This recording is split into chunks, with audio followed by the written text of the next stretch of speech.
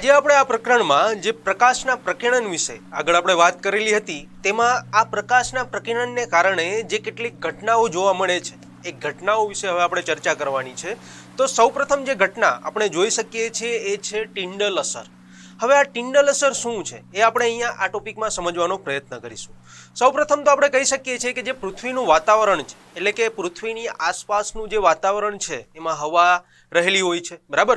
તો આ વાતાવરણમાં જે છે એ ઘણા કણો, સૂક્ષ્મ કણોનું એક વિષમાંગ મિશ્રણ છે। એમાં ઘણા બધા કણો જે છે એ રહેલા હોય છે, એટલે કે આપણે કહી શકીએ કે આપણી પૃથ્વીના આસપાસનું વાતાવરણ છે એમાં પાણીના સૂક્ષ્મ બિંદુઓ પણ રહેલા હોય છે। જો ભેજવાળું વાતાવરણ હોય તો એમાં પાણીના સૂક્ષ્મ બિંદુઓ પણ આપણે જોવા મળે છે। સાથે સાથે એમાં હવામાં જે કેટલાક વાયુઓ રહેલા છે, વાયુઓના અણુઓ પણ રહેલા હોય છે, જેમ કે આપણે કહી શકીએ કે ઓક્સિજન, નાઇટ્રોજન, કાર્બન ડાયોક્સાઇડ વગેરે, બરાબર। તો આવા વાયુઓના અણુઓ, પાણીના સૂક્ષ્મ બિંદુઓ, સાથે સાથે ધુમાડાના કેટલાક કણો પણ રહેલા હોય છે અને એની સાથે સાથે ધૂળના રજકણો પણ આ પૃથ્વીની આસપાસનું જે વાતાવરણ છે એમાં જોવા મળે છે। એટલે કે આવા તો ઘણા બધા પ્રકારના સૂક્ષ્મ કણો જે છે એ સૂક્ષ્મ કણો આપણે આ પૃથ્વીના વાતાવરણની આસપાસ જોવા મળે છે, બરાબર। એટલે કે આપણું જે પૃથ્વીનું વાતાવરણ છે એ આવા ઘણા બધા સૂક્ષ્મ કણોનું એક વિષમાંગ મિશ્રણ છે, એમાં ઘણા બધા સૂક્ષ્મ કણો રહેલા હોય છે। હવે આપણે આગળ પ્રકાશના પ્રકિરણ વિશે ચર્ચા કરી તો એમાં આપણે જોયું હતું કે જ્યારે કોઈ પ્રકાશનું કિરણપુંજ આવા સૂક્ષ્મ કણોને અથડાય છે ત્યારે તે કિરણનો જે માર્ગ છે દ્રશ્યમાન થાય છે, બરાબર। એટલે કે આવા જે કણો રહેલા છે, પ્રકાશનું કિરણપુંજ જ્યારે આવા કણો ધરાવતા વાતાવરણમાં પસાર થશે ત્યારે એ કણો સાથે અથડાશે અને જેવું એ કણો સાથે અથડાશે એટલે એ પ્રકાશના કિરણનો જે માર્ગ છે એ માર્ગ આપણે સરળતાથી જોઈ શકીએ છીએ। એટલે કે આ કણો દ્વારા પરાવર્તન પામીને પ્રકાશ આપણા સુધી પહોંચે છે, જેને જ આપણે પ્રકાશના પ્રકિરણની ઘટના તરીકે ઓળખેલી હતી, બરાબર। તો આ કણો દ્વારા પ્રકાશ જ્યારે એની સાથે અથડાશે ત્યારે પરાવર્તન પામશે અને પરાવર્તન પામીને જે મનુષ્ય રહેલું હશે, જે માનવ રહેલો હશે એની આંખો સુધી આ પ્રકાશ પહોંચશે। એટલે કે અહીંયા આપણે જે અહીંયા એક મનુષ્ય લીધેલો છે એટલે કે જે રીતે શ્વેત પ્રકાશ આવશે ત્યારે વાતાવરણમાં એ શ્વેત પ્રકાશ પહોંચશે, શૂન્યાવકાશમાંથી વાતાવરણમાં એ શ્વેત પ્રકાશ જ્યારે પહોંચશે ત્યારે એમાં જે આ કણો રહેલા છે એ કણોમાં એ પ્રકાશ અથડાશે, એનું પરાવર્તન થશે એટલે કે એનું પ્રકિરણ થશે અને પ્રકિરણ થઈને એ પ્રકાશ જે છે જે મનુષ્ય રહેલો છે એ મનુષ્યની આંખમાં એટલે કે આપણી આંખ સુધી એ પ્રવેશે છે। એટલે કે આપણે આગળ તારાઓનું જોયું હતું, સૂર્યનું જોયું હતું, બરાબર। તો દરેકનો જે પ્રકાશનો કિરણપુંજ છે એ શૂન્યાવકાશમાં તો ગતિ કરે છે ત્યારે એમાં કોઈ એવા કણો રહેલા નથી તો એની સાથે અથડાશે નહીં, પણ જેવું એ વાતાવરણમાં પ્રવેશ કરશે તો આ વાતાવરણમાં જે સૂક્ષ્મ નાના નાના કણો રહેલા છે એ કણો સાથે આ પ્રકાશના કિરણપુંજની અથડામણ થશે અને એ પરાવર્તન પામીને જે મનુષ્ય, જે માણસો અથવા તો આપણે જ્યાં રહેલા છીએ ત્યાં આપણી આંખો સુધી એ પહોંચશે અને આપણે એ કિરણપુંજને જોઈ શકીએ છીએ, બરાબર। તો અહીંયા આપણે આ ટિન્ડલ અસર હવે સમજવાનો પ્રયત્ન કરીએ। અહીંયા સુધી આપણે એ વસ્તુ તો હવે ખ્યાલ આવી ગયો કે પ્રકાશનું પ્રકિરણ છે કઈ રીતે થાય છે, એમાં ખરેખર શું જોવા મળે છે, બરાબર। તો એના આધારે હવે ટિન્ડલ અસર શું છે સમજવાનો પ્રયત્ન કરીએ। તો અહીંયા તમારી સામે આ કલીલ કણો જે રહેલા છે, આવા જે સૂક્ષ્મ કણો રહેલા છે એ કણો દ્વારા પ્રકાશના પ્રકિરણની ઘટનાથી જ આ ટિન્ડલ અસર છે, ટિન્ડલ અસર ઉદ્ભવે છે। એટલે કે સૂક્ષ્મ કણો દ્વારા પ્રકાશના જે કિરણો છે, પ્રકાશના પ્રકિરણની જે ઘટના છે એ ઘટનાથી જ આ ટિન્ડલ અસર છે એ આપણને જોવા મળે છે। હવે ખરેખર અહીંયા સવાલ એ થાય કે આ ટિન્ડલ અસર શું છે, ટિન્ડલ અસર શેનાથી ઉદ્ભવે છે તો આપણે સમજી લીધું, પણ એ ટિન્ડલ અસર શું છે એના કેટલાક ઉદાહરણો જોવા હોય તો અહીંયા તમારી સામે એક ચિત્ર રહેલું છે। આ ચિત્ર કંઈક એવું છે કે તમારી સામે એક બંધ એક રૂમ રહેલો છે, એ રૂમની અંદર ધુમાડો થોડો ઘણો રહેલો છે અને આ બંધ રૂમમાં કોઈ પણ બારી બારણા રહેલા નથી, ખાલી એક છિદ્ર, એક નાનું છિદ્ર રહેલું છે અને તેમાંથી પ્રકાશનું કિરણ એ રૂમમાં પ્રવેશે છે। તો ત્યારે એ ધુમાડો ભરેલું જે રૂમ હતો એમાં પ્રકાશનું કિરણ પ્રવેશશે તો અહીંયા આપણે આકૃતિમાં જે ચિત્ર, જે રચના દર્શાવેલી છે એ રીતે કંઈક ધુમાડામાં રહેલા જે કણો છે એ કણો આપણને એ રીતે કંઈક જોવા મળશે। તો આ પ્રકારની જે ઘટના આપણને જોવા મળે છે આ ઘટનાને જ આપણે ટિન્ડલ અસર તરીકે ઓળખીએ છીએ, એટલે કે આને જ ટિન્ડલ અસર કહેવામાં આવે છે।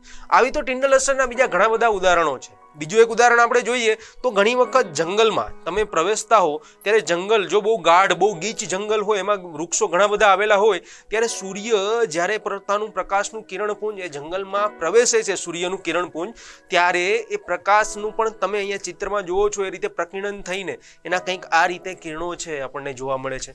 તો અહીંયા જે આપણે આવા ગાઢ જંગલમાં જે આ પ્રકાશ સૂર્યપ્રકાશને કારણે આ જે અસર જોવા મળે છે, આ અસરને પણ આપણે ટિન્ડલ અસર તરીકે જ ઓળખીએ છીએ. સાથે સાથે આપણે જો ધુમ્મસવાળા વાતાવરણમાં, શિયાળામાં તમે જોયું હોય તો વહેલી સવારે જે ધુમ્મસ રહેલું હોય છે, તો એ ધુમ્મસવાળા વાતાવરણમાં પણ આપણને આ રીતે જ પ્રકાશનું પ્રકીર્ણન જોવા મળે છે. તો આ દરેકે દરેક જે ઉદાહરણ છે એ દરેકે દરેક ઉદાહરણ ટિન્ડલ અસરના ઉદાહરણ તરીકે આપણે લઈ શકીએ છીએ. આ પ્રકારની જે અસર છે કે જેમાં સૂક્ષ્મ કણોને કારણે જે શ્વેત પ્રકાશ આવે છે એનું પ્રકીર્ણન થાય છે અને આવા પ્રકારની ઘટના ઉદ્ભવે છે, તો આ બધી ઘટના એક ટિન્ડલ અસર તરીકે ઓળખવામાં આવે છે. હવે અહીંયા આપણે કહી શકીએ છીએ કે પ્રકીર્ણન પામતો જે પ્રકાશ છે, એ પ્રકીર્ણન પામતો પ્રકાશનો જે રંગ છે એ પ્રકીર્ણન કરતા કણોના પરિમાણ એટલે કે એ કણોના કદ પર આધાર રાખે છે. સૂક્ષ્મ કણો તો રહેલા જ છે, શ્વેત પ્રકાશ એની સાથે અથડાશે એટલે એ પ્રકાશનું પ્રકીર્ણન થશે, એ પણ આપણે જાણીએ છીએ. પરંતુ આ દરેકે દરેક ઘટનામાં જો તમે જોયું હોય તો જે પ્રકાશનું પ્રકીર્ણન થયા બાદ અલગ અલગ રંગનો પ્રકાશ જે છે એ આપણને જોવા મળે છે. એટલે કે આ જે પ્રકાશનો રંગ છે એ રંગ ખરેખર એ પ્રકીર્ણન કરતા જે સૂક્ષ્મ કણો છે એના કદ પર આધારિત હોય છે. એટલે કે જે કણો આપણે એને સૂક્ષ્મ કણો કહીએ છીએ, પણ એમાં પણ એનું કદ છે મહત્વનો ભાગ ભજવે છે. ઘણા બધા એવા કણો હોય છે કે જેનું કદ થોડું મોટું હોય છે, ઘણા એવા કદ હોય છે કે જેનું કદ અતિ સૂક્ષ્મ કદ તરીકે આપણે લઈએ છીએ. તો જો મોટા કદના કણો હશે તો એમાં કંઈક જે પ્રકાશનો રંગ હશે આપણને અલગ દેખાશે, અને જો અતિ સૂક્ષ્મ બારીક કણો રહેલા હશે તો એમાં પણ આપણે પ્રકાશનો રંગ છે એ થોડો અલગ જોવા મળશે. બરાબર? તો કેવા પ્રકારનો રંગ જોવા મળે છે? તો આપણે કહી શકીએ કે પ્રકાશના જે પ્રકીર્ણનમાં જે કણો રહેલા છે તો એના કદના આધારે એને મુખ્યત્વે આપણે બે ભાગમાં વિભાજિત કરી શકીએ. પેલું જે છે એ અત્યંત બારીક કણો, એટલે કે ખૂબ જ નાના નાના કણો જો વાતાવરણમાં રહેલા હોય તો ત્યારે આવા કણો દ્વારા પ્રકાશનું પ્રકીર્ણન થાય તો એ પ્રકાશનો રંગ આપણને કેવો જોવા મળે છે. એટલે કે આ અત્યંત બારીક કણોમાં આપણે ઉદાહરણ તરીકે ઓક્સિજન, નાઇટ્રોજન આદિ બધા વાયુઓ છે, એ વાયુના જે અણુઓ છે એ અણુઓને આ અત્યંત બારીક કણોમાં આપણે લઈ શકીએ છીએ. એટલે કે વાતાવરણમાં એ જ્યારે પ્રકાશનું શ્વેત પ્રકાશનું કિરણ આ જે વાતાવરણ દર્શાવેલું છે એમાં પ્રવેશ છે, તો એમાં આ ઓક્સિજન, નાઇટ્રોજન એવા બધા વાયુઓના અત્યંત બારીક અત્યંત નાના કણો રહેલા હશે. એટલે કે પ્રકાશનું કિરણ જ્યારે એમાં પ્રવેશે છે ત્યારે એમાં રહેલા આ ઓક્સિજન, નાઇટ્રોજનના જે અણુઓ છે, જે અત્યંત બારીક કણો છે, એના દ્વારા એ પ્રકાશનું પ્રકીર્ણન થશે. પરંતુ અહીંયા જે પ્રકીર્ણન પામતો પ્રકાશ છે, પ્રકાશનો રંગ આપણને વાદળી એટલે કે બ્લુ જોવા મળશે, કારણ કે કણો અત્યંત નાના છે. હવે આ શા માટે જોવા મળે છે આપણે આગળ જાણીશું, પણ અહીંયા આપણે એટલી વસ્તુ યાદ રાખવાની છે કે અત્યંત બારીક કણો દ્વારા જે પ્રકાશનું પ્રકીર્ણન થાય છે એ આપણને વાદળી રંગનું જોવા મળે છે. આનું એક નાનામાં નાનું ઉદાહરણ આપણે લઈએ તો દરિયાના પાણીમાં જેમ અંદર જઈએ તો ઉપરથી જ્યારે સૂર્ય ઉગેલો હોય એનો પ્રકાશ જ્યારે દરિયાના પાણીમાં પડે છે અને તમે અંદર એ પાણીનો રંગ જોવો તો એ તમને વાદળી બ્લુ રંગનો જોવા મળે છે. તો એમાં પણ આવા નાના નાના કણો રહેલા હોય છે. એટલે કે આવા અત્યંત બારીક કણો દ્વારા જે પ્રકાશનું પ્રકીર્ણન થાય છે એ પ્રકીર્ણન પામતો પ્રકાશ એનો રંગ કેવો હશે તો કે વાદળી બ્લુ રંગનો આપણને જોવા મળશે.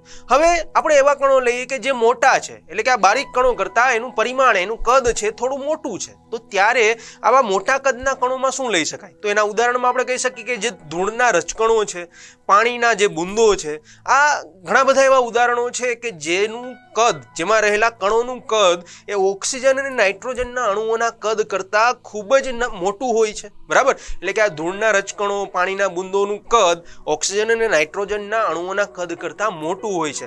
તો આવા મોટા કણોમાં જ્યારે શ્વેત પ્રકાશ આવા મોટા કણોમાંથી પસાર થાય ત્યારે એમાં પ્રકાશનું પ્રકીર્ણન થશે તો પ્રકાશનો રંગ કેવો હશે?